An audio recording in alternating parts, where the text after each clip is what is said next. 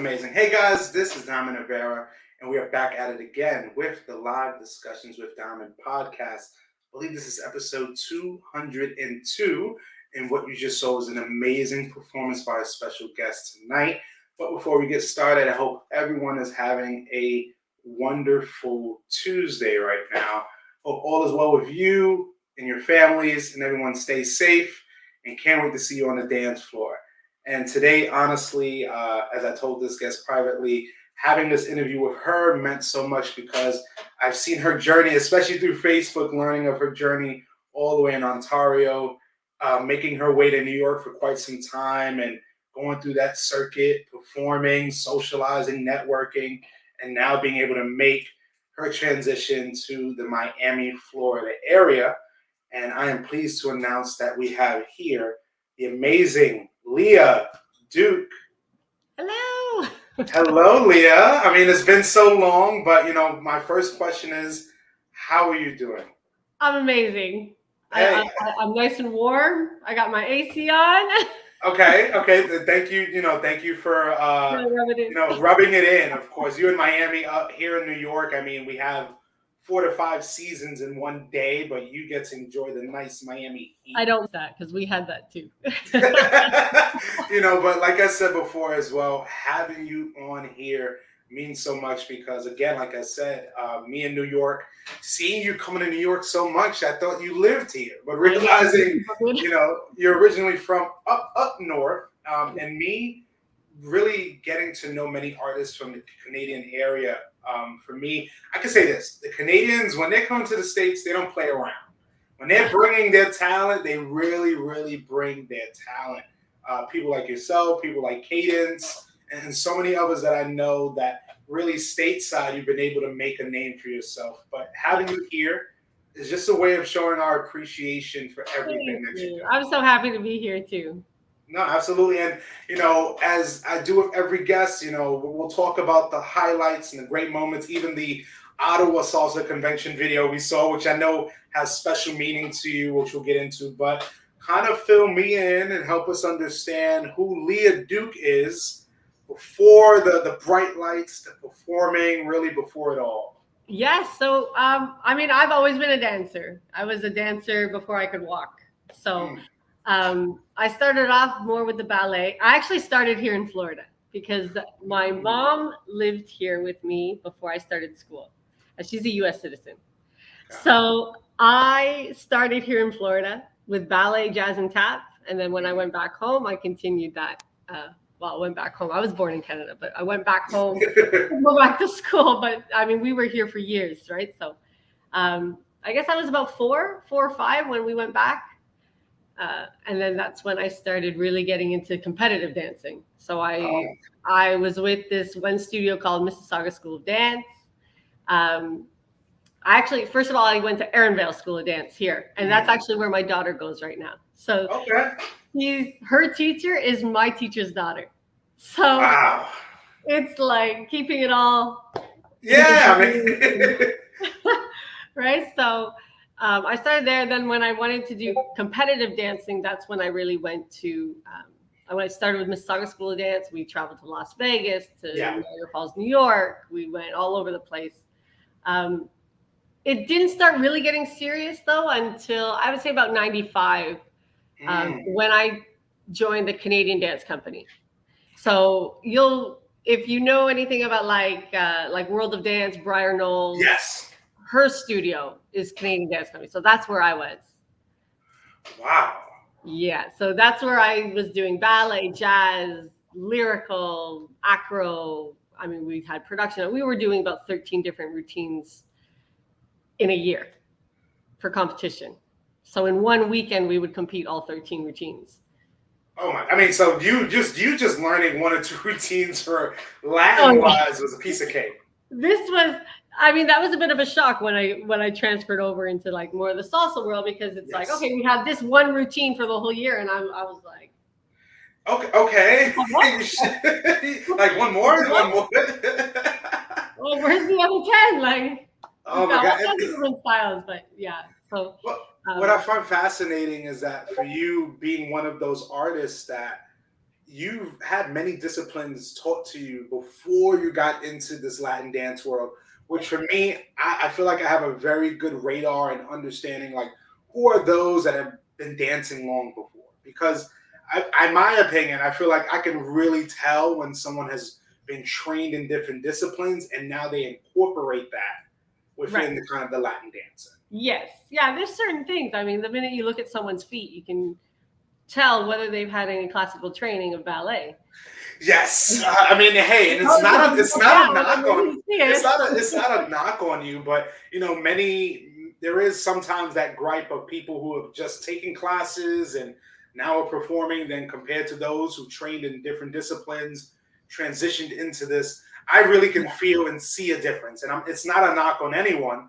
It's just understanding is that people who have taken ballet, contemporary, Afro jazz, Afro Cuban, and then gotten into this type of world, like, hey, this is the model of understanding. Like you said, you were 95 joining the Canadian Dance Company. Yeah. That wealth of knowledge and experience is truly valuable. Exactly. And then not just that, but even the ability to pick up choreography. I mean, from a young child, I remember my very first tap class at the Canadian Dance Company, and I went in there. They showed the step once, and I didn't get it. And my ass got sat on the floor to watch the rest of the class. And I said, never again is that going to happen to me. And ever since then, I've never sat down on that floor unless I was sick, because we weren't allowed to miss classes. You had to be in class.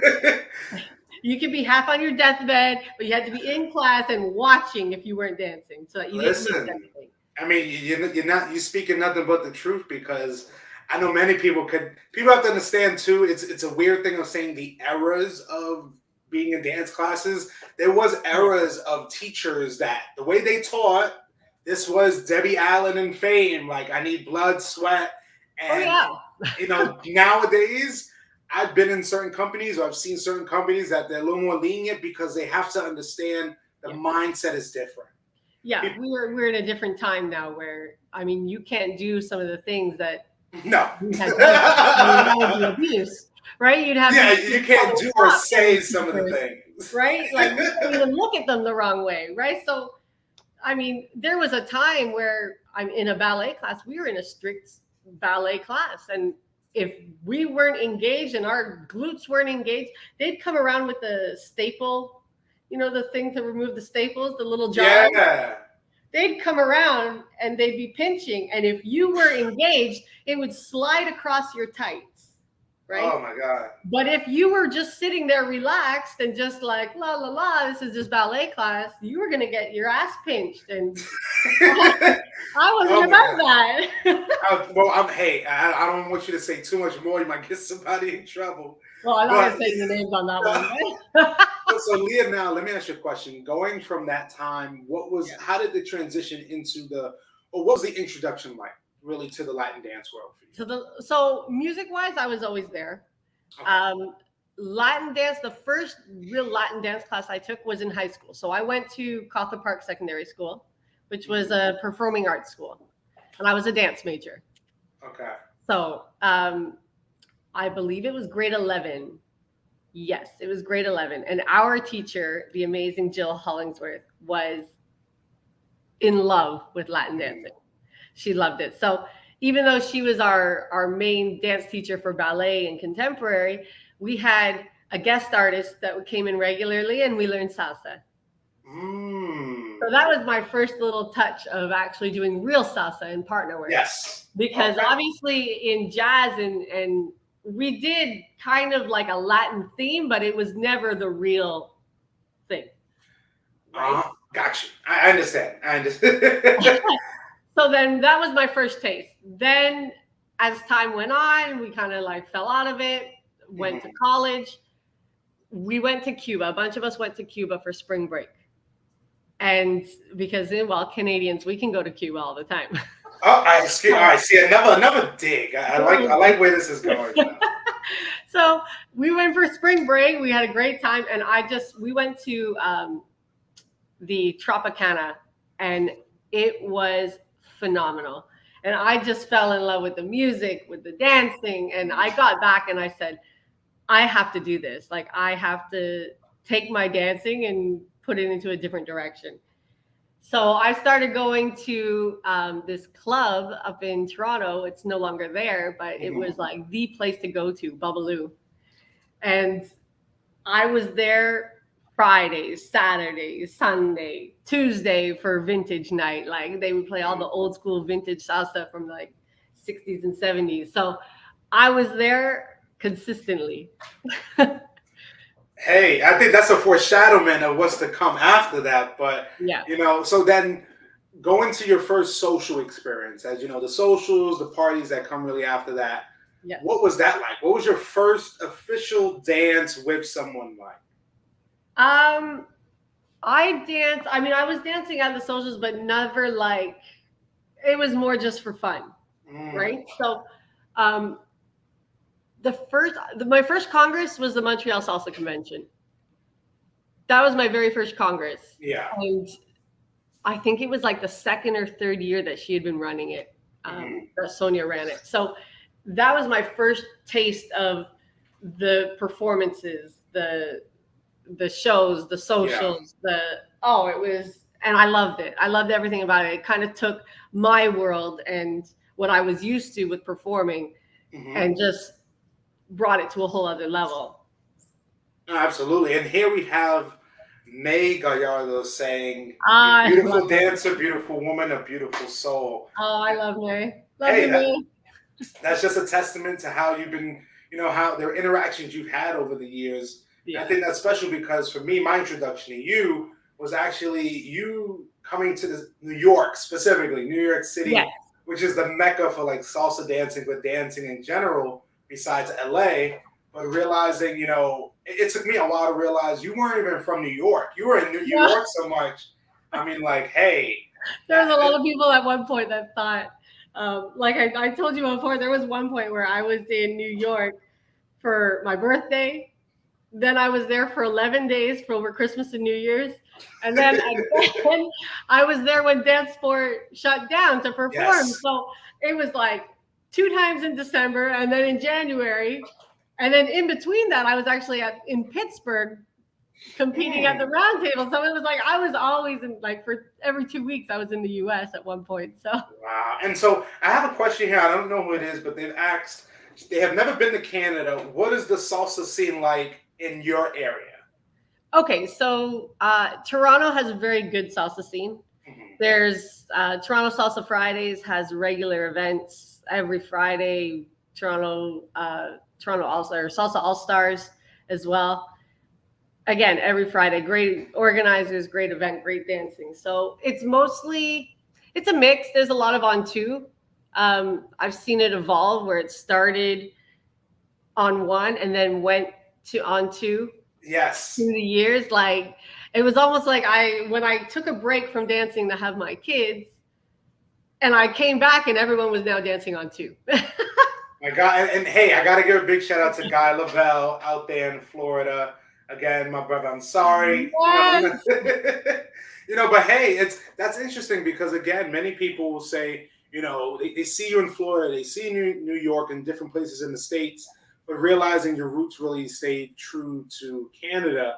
But also I think it's a testament to really you falling in love with dance and actually making the travel here, because that's not easy. I mean, but also I would say is that for me as well, being a spectator, whether I was performing or just did a social dance, seeing you there regularly and, really that community taking you in, especially seeing you dancing solos, because a lot of people who do not understand, and we've talked about this, New York is where a lot of dancers get made, but it's also a harsh reality. It's not just performing and everything happens. It's right. It can be a grueling. If I tell people you have to have very thick and tough skin working in this industry in New York, because you don't realize how many others are working just as hard. Right. I mean, I feel like part of my dance background helped give me that thick skin. Yes. Because if you didn't have thick skin, I mean, there was countless auditions that you get told no. I remember, even as a young child, I think I must have been about 9, and I went to the National Ballet of Canada to audition. Mhm. And because my legs were so thin and bony, they didn't go together when I was in first position. So my knees Oh, okay. don't touch when Yeah. I'm in first position. And because of that, I wasn't able to get accepted into the National Ballet. And it was heartbreaking because it's like, you want to be a dancer. My whole thing was I wanted to be a dancer my entire life. And then having the National Ballet of Canada say, no, your legs aren't good enough. Right. Mhm. So yeah, that thick skin, it comes in at a very early age as a dancer. Yeah, I mean, trust me, I've seen many shows that somebody thought they did amazing and the crowd's reaction was completely opposite. And hey, again, New York is a tough place to be Yeah. sometimes, but if you're working hard just like yourself, people are going to recognize that. People are going to It takes understand. persistence. Like you just got to keep going. I mean, not every show is going to be amazing. You're going to have times. I mean, I have fallen flat on my ass during Aventura Dance Cruise. So Mhm. things happen and you just have Yeah, to get up and keep going. that's true. And that's what I think the biggest word is resilience because Yes. even the stuff we go through in life, everything we may go through on the stage, at the end of the day, we are both we're the common denominators in all of our experiences because it's either going to make us or it's going to break us. Yeah. But being able to see you perform over the years, especially as a solo act, I appreciate because again, like I say, not many people can do a solo and entertain an audience for a blank set of minutes. Yeah, And it's intimidating to go out there by yourself, and it's very different. Like, you go out. I was always going out with a team before becoming yes, a soloist, but then once I turned pro, it was very hard in Toronto to find a pro dancer that wanted to compete, which is what I wanted to do. I wanted to compete. So finding someone that wanted, you know, to compete and go to the summit and go to, World Latin Dance Cup and go to all these other competitions. yeah, First of all, it costs to go to these things, yes, right? So the cost involved is one thing, but then the other thing is just having the dedication and putting in the yeah. discipline to actually compete because it's different. Going out and just doing a performance once every few months for a congress is very different than going to a competition. Oh, absolutely. I think many people are starting to understand that you really have to have a different mindset going from a Yeah, competition to a festival congress when you're backstage with everybody else. And, exactly. for me, not really competed. I think I've competed once or twice, but for me, actually having conversations with competitors, trying to understand, and most of them tell me the same thing. Your mindset has to change. Yeah, Everything you do is micromanaged to the T, and what looks great to you can look bad to a judge. And exactly. from my understanding, from talking to many people like Billy Fowler and Mhm. to others who have judged and been part of competitions, again, many people will say it or not, but appearance matters. What you wear, how you wear it, Yes. matters on a stage.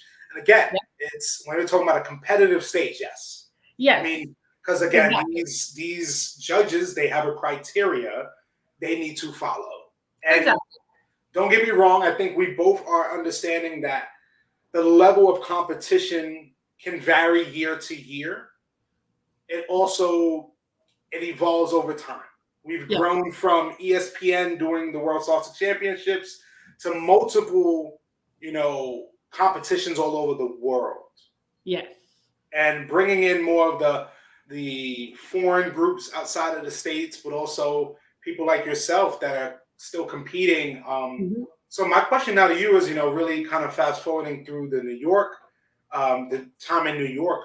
What was that moment like making the decision to move to the states full time, but to actually move to Miami? Yeah, so I always saw myself moving, if anywhere, it was going to be New York because And I think everybody, if there was a I think poll, everybody that knew me saw me going to New York and not to here to Miami. But I had made some networking and some connections. I had gotten in touch with Anthony Kumo, Mhm. and he got me in touch with uh, Alexis Romero, and so he's the one that actually sponsored me to come down here. So, he loved my dancing, he loved my style. Yeah. He wanted me to come down, and that's where that came in. Then getting in touch with Billy was through Alex. So they were partners. They merged the studio, Mhm. and then I started working more and more closely with Billy, and that's how that started. So Yeah, I mean, I've seen the work you've been doing with Billy and the Fajardo Elite is amazing. It's funny you've gone all the way up north to literally all the way down south. yeah. You know, and you definitely you put in the work. I mean, just seeing you performing over the years, but also I would say is this something I really appreciate and I love was in having your daughter being a part of that experience with you. So, Yes. what was that like? So she'd always loved dancing, and I guess I had gone back to dance professionally Yeah. and and competitively when she turned 1. I got Mm. back. I went back to Latin Energy and we competed. Actually, it was an amateur team at the time. So we competed as amateurs. We went to World Latin Dance Cup. That was in 2015. Mhm. And we were very successful. I mean, I think the studio as a whole, we had like 7 championships and like first places. And Yeah. it was a phenomenal. We had a great experience. So, and I'm forever grateful for Latin Energy and kind of bringing me back, because I had gone through this dark time with, Yeah. getting married, then having kids, then getting divorced. And then I had given up so much of what I was Mhm. to be with this person. And so that part of me was missing. And that was a Yeah. huge part of me. I mean, I've been a dancer since I was a baby. I was always involved in dance some way. So those 5 years of not dancing were heartbreaking. I would see my friends going out and going dancing, and it was, Yeah. my heart was getting ripped out of me every time I saw pictures of them out dancing. So then when I got back into it, I went full blown competition, everything. We were doing congresses. Like I said, we went to World Latin Dance Cup. And then the year after is when I went to New York for the New York Salsa Congress with them. And then finally I branched out and I turned pro and went out on my own. So it was when I had Veronica, she started dancing as she was 18 months. I put her into ballet. Wow. Wow. I I didn't even know you found could the do first ballet class. that. It was a friend of mine that I had gone to high school with that she had a studio. And at 18 months, I said, no, she's going to dance. She had seen me doing all these shows and seen Yeah. me, she watched me compete at World Latin Dance Cup. She was watching it on the live stream. And, she loved it. She would watch the World Salsa Summit with me. She would watch every live event. She'd be going to congresses. Like, she was just growing up in it. So Yeah. the first chance I had to put her in a dance class, I wanted her to start with ballet. Hey, And I mean, Mama knows that's best. that's where the fundamentals are, right? And then when Absolutely. she got a little bit older, Mhm. is when I had her perform with me. And that was the turning point for her where she just loved it. Yeah, I mean, so some kids they get in that moment and it scares them, but some of them relish in it, and And definitely she seeing was those. there, like backstage, she was like, I don't know if I can do this. But then she got out there and she debuted. It was the Montreal Salsa Convention, which is ironic because that was my very first Congress.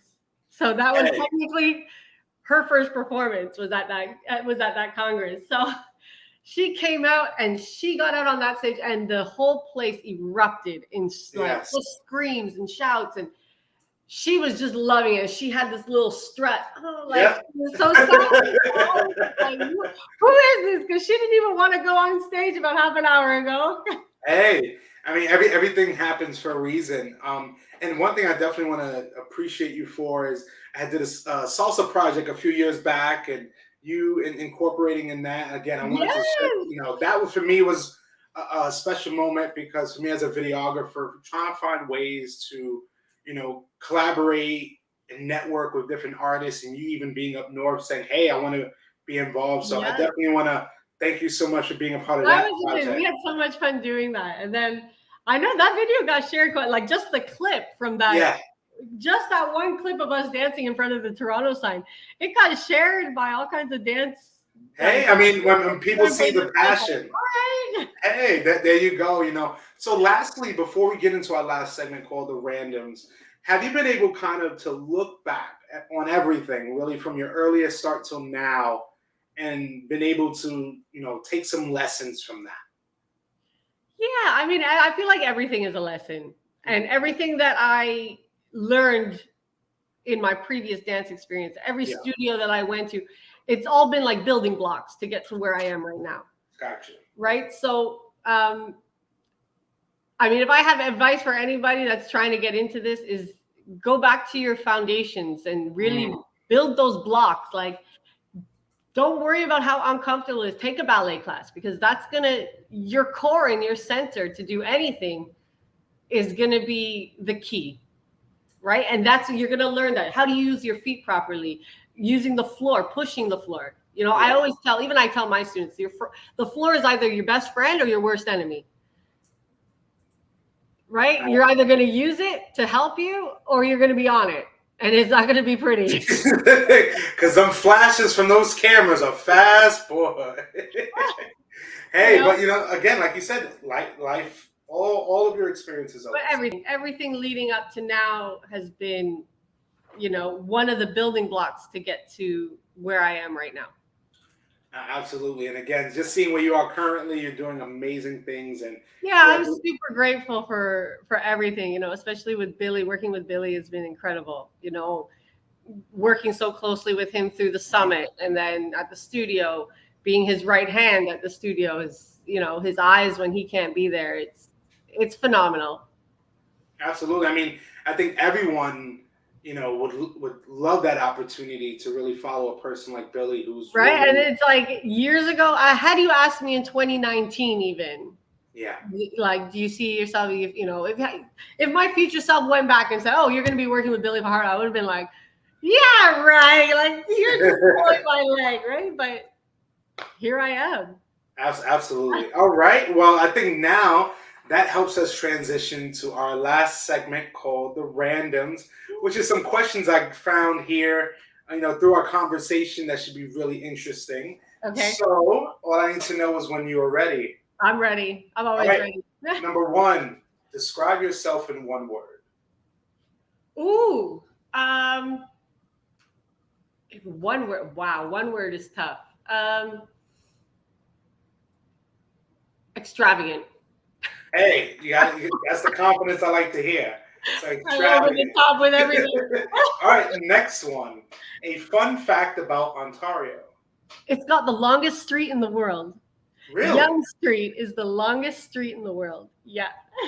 Wow. But I also question, in Ontario, do they also, is French the first primary language? No, so everyone seems to think that, and when they say, you hear you're from Canada, it's like, oh, so you speak French. It's like, yes. Nope. I can say hello, how are you? And that's about it. And up until grade 9. I mean, we're required to take French in school up until grade 9. And then after grade 9, we can drop it. And then, so I dropped it for drama class. Hey, there you go. I think everything happens for a reason. All right, our next question. This should be interesting. So if you aren't dancing, you are doing blank. Ooh. There's a lot, but I like to go-karting. Okay. I'm a big race enthusiast. Adrenaline junkie, as they say. I love it. Formula One's coming to Miami in May, so I'm counting down the days. Okay, all right. Let me see. This one will be a little bit wacky. So, if you can go to one planet right now, where would it be? Saturn. Is it? I mean, you came up with the quickness on that one. So I have been thinking about this question for years. No. Oh my God! In mind, people, we haven't even talked about this. Even as a kid, Saturn was like, when we studied the solar system, Saturn was like that one planet that was like, it was mystical. It had the rings. It was beautiful. It was kind of glittery. That was it. I was very drawn to Saturn. So yeah, it would be Saturn. Okay, I like that answer for sure. So our next one, I call this more of a spicy question, is what is your biggest pet peeve on the dance floor? Okay. I never really had this problem in New York. Even in Toronto, we didn't really have this problem. When I moved here, I noticed it, and it really, really, It really annoyed me, and it's the lack of spatial awareness. I mean, I don't know how many times I've had someone step on my foot, Oh or my God. and I thought, "Yeah, I'm right here, like you can see me." I mean, you have your line of dance, you stick to it, and I mean, and New York socials are some of the most packed in the Oh my world. God. Oh my God. And I've never been bumped or stepped on or anything in a New York social. But here was a different, I mean, I'd be getting elbowed, and then even in November, I got stepped on so badly that it was bruised for about 3 weeks. Yikes. I mean, hey, please, people in Miami, Florida, wherever you are, Come just have on, spatial spatial awareness. awareness. I mean, she could have said bad hygiene, but she gave you one and said spatial awareness. So Spatial awareness, yeah. I appreciate that. All right, our next one here is, can you give me your favorite place to Oh, eat in Miami? I have found some of the greatest tacos in Miami. But Miami's it is a food haven. So right now, my favorite place, Talkology in Brickell, is really good. They have some really nice Mexican food. You can get, flautas and tacos, a happy hour. I mean, it is really good. There's some really small places that you wouldn't even guess that are good, but yeah. Okay. Well, I All would right, go with yeah. Talkology for Miami, yeah. All right, perfect. All right, let's keep it at dance now. So right now Okay. you're at one of your favorite events, and it is the last song of the night. Who's your partner?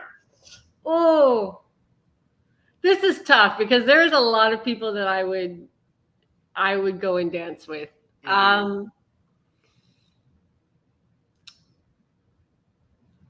Wow. A lot of times, like when I was in New York, a lot of times, like New York Salsa Congress, I'd probably go with like an Eddie Torres Jr. I always had fun dancing with Eddie. But another person I would like to go and dance with the last night is Will Nieves. Will Nieves is smooth like butter. He makes it fun for the follow.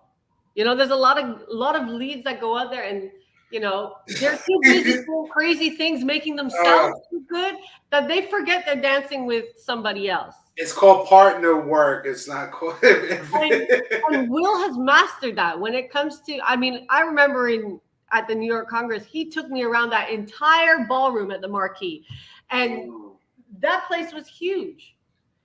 And it's like 4 ballrooms put together, and he took me to each corner in one song, and he made it fun, and he traveled the room, and he made you feel like you were like Cinderella, at the end of Hey, that's amazing to hear, because again, that's I think what it's about. It's more about that feeling, that emotional response too at the end of the day. Absolutely, I can spin for days, but at the end of the day, if there's no no connection, no spark in it and no connection, it's empty. It was just a bunch of spins, right? I love the honesty in that. All right, this one should be fun. So can you give me your favorite meal right now? Yeah, I'm 100%. I'm a rare steak with some roasted garlic potatoes and some asparagus. Yeah, I'm a steak and potatoes girl. I love steak. There you go. There you go. I love that. All right, next one, which is our second to last question. Okay. So right now you are at a Congress right now, and the promoter says, I have all these artists here, and I'm giving you the opportunity to collab with one of them on stage right now. Who would it be?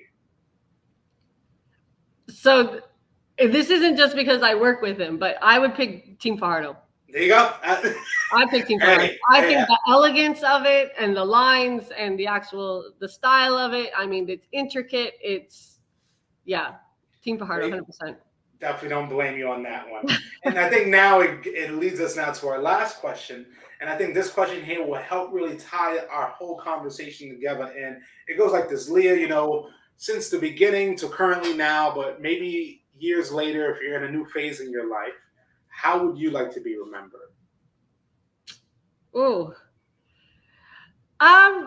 mostly about someone that just didn't give up. Like I've gone through the injuries. I've gone through the moving, going from one scene to another, and one team to another, and having my own company, and then coming down here and not having that same company. It's, you know, just someone that was persistent in what they loved and had passion for it. That's how I will be remembered. Absolutely. I love that. I can just see that emotion really running through you because, hey, when I ask that question, it's really more introspective. It's like, whoa, I kind of have to You actually have to think about that one. Yeah. I mean, hey, I'm going to throw some funny ones at you, some interesting Okay. ones, but, stuff like this I love asking. But, Yeah. I definitely thank you again for doing this segment. Thank you so much. I had so much fun. Absolutely. But, now it helps us transition now to the closing of our talk today. And, for me, being able to have this conversation is also a way of me giving you your flowers because, listen, from seeing you in New York for so long, at one point thought you lived there, realizing, then you went and started performing solo in many events in New York and abroad, to you now working in Miami with the one and only Billy Fajardo and Team Fajardo. For me, again, having this opportunity to have this conversation with you means a lot because I want you to know that your work is valued and Thank appreciated. you. That means a lot too, because there is times, especially, with the pandemic and nobody really performing and going out there, it's like, are we forgotten? Like as artists, these have been the most difficult 2 years that I've ever encountered as an artist. And, it's just nice to know that people still remember that we're here. Absolutely. I mean, for me, again, me dancing for so many years and now having this opportunities, especially during the pandemic, of, hey, I want to take this opportunity now to create a platform like this that sheds light on artists that have been doing it for 5, 10, 15, 20, 30, 40 years plus, and at least giving people an understanding like, no, these people will not be forgotten. They may move on in a couple of years into a new profession because in reality, a lot of dancers I knew from pre-COVID, a lot of them aren't around anymore. Yeah. And it's because they moved on, and that's a reality. But hey, here at this podcast, this platform, it's about remembering what you do, understanding you've made a contribution, and appreciating that. But at least before we do go, I would love to know if you had any last few words for myself. I just want to thank everyone. I saw the little comments popping up, and I love all of them. Of course, you got Barbara Valle here. Barbara, Barbie, love you guys. I miss you guys too. And Vic, Vic, Barbara, and Yaz, they've been, we first met when we performed in Brooklyn. And we shared a room in Calgary. We've shared a room in Montreal. They were there for some crazy times in Pittsburgh. So they've been there with me. And we've just had a blast, I love them. So and see, just having messages like that, just really realizing, hey, there are people that really care about you, not just as Leah Duque. Yeah, just as the dancer. Not as the dancer, but as I've really made some really great friends through the community, and I just want to say Christopher James Quinn, CJQ from New York. Yes, we have to give a big shout out to CJQ. I want to give a big shout out to him because when I went to New York, there were so many times I stayed with him, and I know I'm not the only one. There's been dancers from Italy and Spain, and we all come, and he opens his home to us. He, chauffeured us around when we needed to go somewhere. He supported us. He was a huge supporter. So CJQ is very near and dear to my heart in this journey. So I love him dearly. Absolutely. Hey, listen, a big shout out to CJQ. If you don't know, in New York years ago, this man. He's iconic. You know. You maybe don't know him by name. You've seen him and you know. The outfits alone put many of us to shame who thought a button down and jeans was going out wear. So and that's his motto, right? Dress up, dance, and repeat. That's it. Doesn't take much to just dress up a little bit. Yeah, and again, for me, being able to have this conversation truly means a lot. And I'm glad at least that we can connect. Of course, it may not be physically, but here at least just virtually. But hopefully soon you can come down here, come by the studio. Absolutely. But again, thank you so much for everything you've done. And, at least before we go, how can people contact you to see what you're up to next? So I'm on Facebook, Instagram. I think my Instagram is at Leah_Duque is my Instagram. Obviously on Facebook, so you can catch me there as well. And then I've got the whole TikTok thing, I'm not very, I don't do anything crazy over there. It's not like I'm doing any crazy dances over there. But yeah, so you can find me there. And then if you're ever in Miami, shoot me a message. Come by the studio. We're here. Yeah. Hey, and listen, at the end of the day, here at this podcast, we appreciate you. We can't wait to see what's happening next. Hope all is well again out there in Thank Miami you. and you and your family. Thank you guys for tuning in. It's been a very, very special episode of the Live Discussions with Diamond podcast. This is episode 202 with the wonderful Leah Duque. Guys, thank you. Stay safe. See you later. Thanks, Peace. guys.